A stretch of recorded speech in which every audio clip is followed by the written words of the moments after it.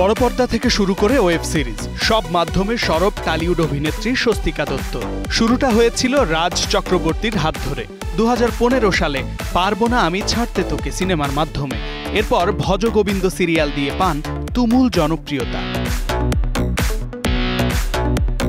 সবশেষ তোমার খোলা হাওয়া সিরিয়ালে দেখা যায় এই অভিনেত্রীকে।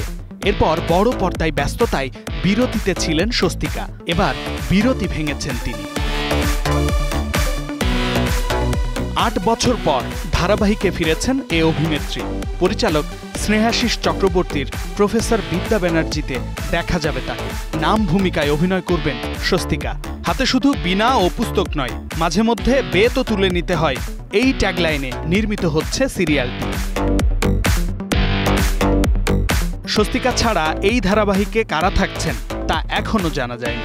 সম্প্রচারের দিনক্ষণও জানাননি নির্মাতা। স্নেহাশিস চক্রবর্তী জানান, বর্তমান সমাজের উপর ভিত্তি করেই গল্প। সম্প্রতি বেশ কয়েকটি ওয়েব সিরিজ ও সিনেমার কাজ শেষ করেছেন এই অভিনেত্রী। মুক্তির অপেক্ষায় আছে খুঁজেছি তোকে রাত বিরাতে এবং ভানুপ্রিয়া ভূতের হোটেল সিরিজ দুটি। শামীম বিশ্বাস, স্টার নিউজ।